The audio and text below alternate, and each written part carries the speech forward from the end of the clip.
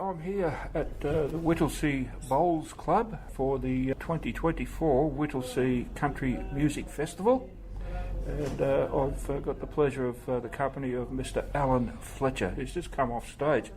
He was the support act for the long and short of it. Yep. Who I'm a huge fan of those two guys. Yep. And you. Thank you. That's very kind, Harry. So first of all, I'd just like to talk about your 27 years of playing the character of Carl Kennedy. Yes, in Neighbours. Extraordinary. I started back in '94. In fact, we had a bit of a break, of course, when Neighbours was axed. Oh yeah, they axed the show, but it had a bit of a break. But it's back now. It's going absolute gangbusters. So I was glad to see it. Yeah. Thank you. It's a stalwart of Australian TV, and they love it in the UK as well. They do. Yeah, it's huge. So. Look, we're over the moon. I'm loving being there. You know, it's that's great. I'll be there for a while, I reckon. Okay, and you were also in Cop Shop. I was, yeah, but way back in the early '80s. Okay. There was this fantastic show, Cop Shop, but some people might remember it. Yep. And I played Constable Frank Rossi. It was one of my first TV jobs. Okay. I played him for 18 months. In uniform. In uniform. Wow. The interesting thing about being on Cop Shop was my stage wife on Neighbours. Okay. Susan Kennedy is played by Jackie Woodburn, who played my sister in Cop Shop. Oh, really? All those years ago. Yeah. That's amazing. But there's what was the cause for your transition from being an actor to being a musician? Right, well, of course, as an actor, you perform in musicals quite commonly and all that sort of stuff. So I actually have done quite a bit of singing as an actor. But back in 2004, I formed a rock band with a couple of other blokes, and it was very popular with the Neighbours audience, the younger students. So we toured the UK 10 times. So I was I was a rock and roller for quite a long time, about 15 years. But then when I went up to Tamworth in 2019 to actually do a John Prine tribute show, I met Lachlan Bryan and Damien Caffarella. Right. Lachlan, of course, is very well known for being Lachlan Bryan in the Wilds. Yeah. And they said, "We just bring us some stuff. We want to hear your songs." And I had a whole bunch of country songs sitting on my computer, so because I love country music. Yeah, sure. Off we went, and since then, we started recording in 2020. Early 2021, and since then I've got an album, an EP, 2 EPs, and a few singles. So this is with the band, with Lachlan Bryan and Damien Caffarella producing. Right, yep. Now we've got a couple of albums with the old rock band, Waiting Room as well. Yeah, they're a good crew. I like Lachlan and the Wilds, almost as good as you. Oh, bless you. Okay, so where can people buy your music? Well, all my music's available on my website, which is alanfletcher.net. Right. There's a shop page there, and you can get all the music there, and there's some nice packages of music and so forth. Excellent. And you can also follow my music at alanfletchermusic.com. And we've just got all the gig dates on it and so forth. It's got videos of me performing live in the UK and things like that. Excellent. Yeah. And there's a shop tab there, of course, a link to the shop there as well. So how much time have you spent in the UK? Oh, many. I've been there many times. I go at least once a year, sometimes twice. Wow, okay. I'll be touring again there in July for probably 3.5 weeks. All right. In fact, it's just been announced I'll be playing the Kendal Calling Festival, which is headlined by Noel Gallagher and his High Flying Birds. So it's a big festival, and I'm pretty chuffed to be on that. Yeah, I can imagine. Yeah, wow, that's quite a feather in your cap. So you must be quite popular in the UK. Yeah, well, I have enjoyed enormous support in the UK. Okay.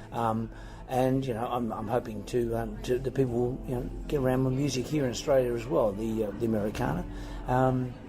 So yes, it's the UK is a fabulous place to perform. The country music scene in the UK is the fastest growing genre of music in the country. Is that right? It's exploding, absolutely exploding. Yeah. You're a prolific songwriter.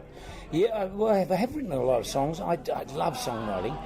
It's in my bones, and you do it well. Well, thank you. I also get an enormous amount of assistance working with Lachlan and Damien. Lachlan is a master songwriter. He is. And he has this knack of coming in at the end of the day and having listened to his songs and go, yeah, I want to suggest this, I want to suggest that, in the gentlest possible way. Sure. And he always makes things better, as does Damien. Yeah.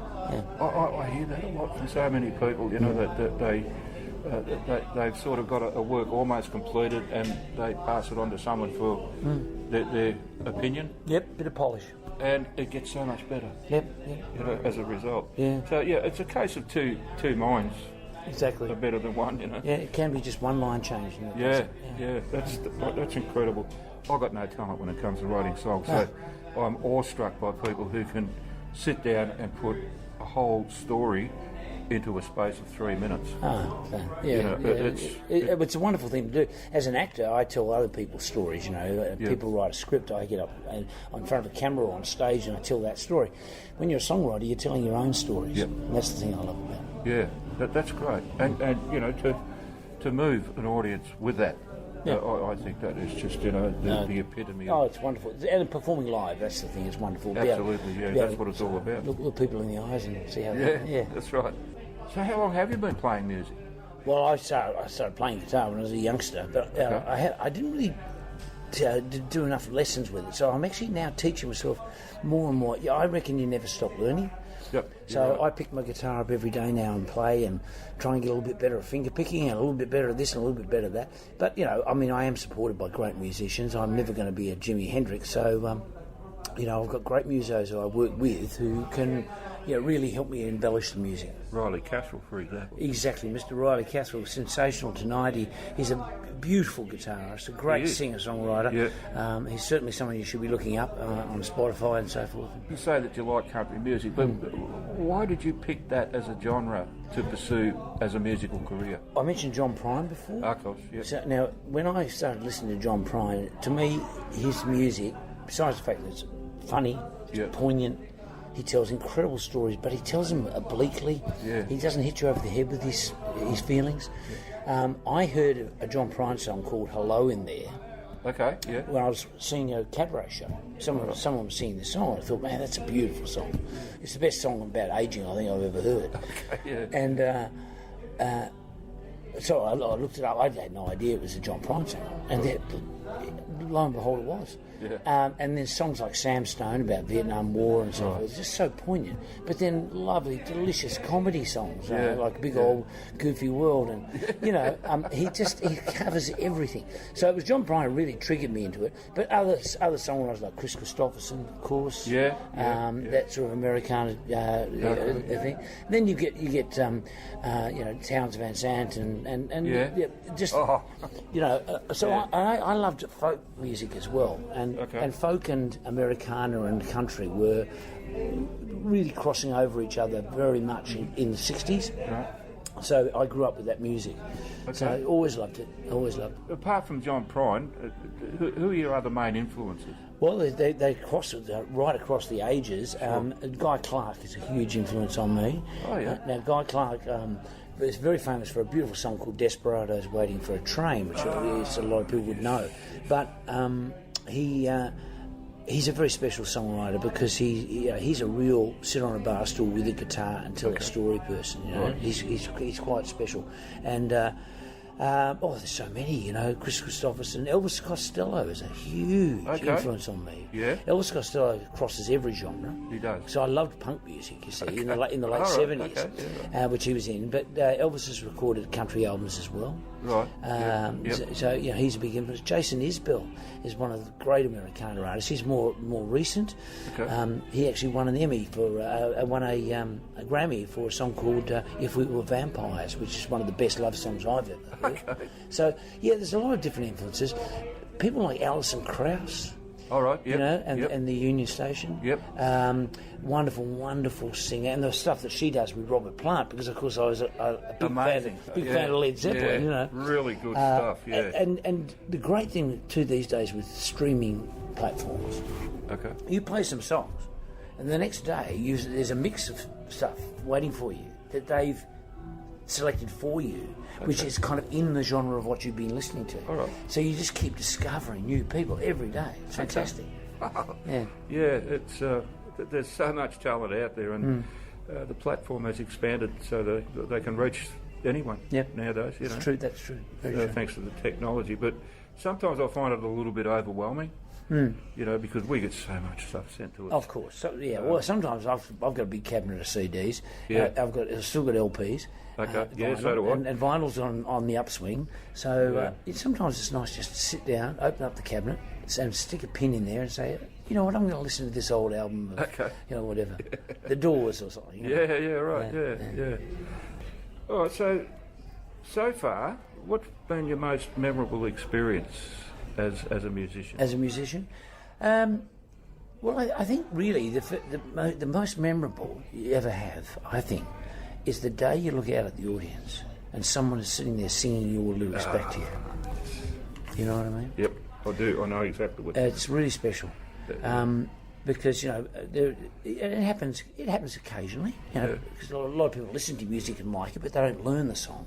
But when someone sits there and they're mouthing the words, that's gold. That's got to be a special experience. Yeah, it is. Alrighty. Look, I won't keep you too much longer, but just one last question, if I could. You're a very experienced individual when it comes to music and entertaining in general. What would be your advice to someone just starting out? Well, the first thing I'd say above anything else is don't stop playing. Okay. Whatever anyone says to you, don't stop playing. Right. Yeah, no one gets good at this stuff overnight. Okay. If the old 10,000 hours rule applies, and it is just practice. And when you're writing songs, just think to yourself, what's the truth of this song? You know, is this song truthful, or am I just copying something? Am I copying some idea, or am I writing truthfully about something about my life? And often when you actually sit back and go, what do I actually want to say? You know, asking yourself that question, that's the starting point. What do I want to say? You know? Yep. Well, yeah, that sounds like good advice. All right, we'll just finish off. What's coming up for you? You got any albums in the works, or you've got festivals coming up, or? Yeah, it's big. I've got the UK tour coming up in July, which that'll go from almost the entire month of July into August, where I'll be playing, as I said, Kendall Calling Festival and some other festivals, and a lot of gigs all over the UK. Okay. I'm always shopping around for gigs locally as well, so I could well crop up. So keep an eye out for me on my socials. I'm all over Instagram and Facebook, just as Alan Fletcher, you'll find me, and Twitter and so forth. Or they call it X now, don't they? Yeah. So keep an eye out for me. I will be. I'll be playing around Oz, and you're based in Melbourne. Based in Melbourne. Yeah. Okay. Yeah. And hopefully I'll be back here at Whittlesea next year. Who knows? Oh, that would be great, yeah. Look forward to it. And hopefully Tamworth as well. Well, always Tamworth. Yeah. Oh, it's always Tamworth. Okay, look, thank you so very, very much, It's great Alan, to chat, Harry. for taking the time to have a chat with me here, and especially after coming off stage. I mean, you've got to relax and stuff. No, mate, it's all I good. understand. So, look, all the best to you in the future, and I look forward to some more product from you in the very near future. It'll find its way to your inbox straight away, Harry. I can promise you that. All right, thank you very much, Alan. Good on you. Much appreciated. Great to chat.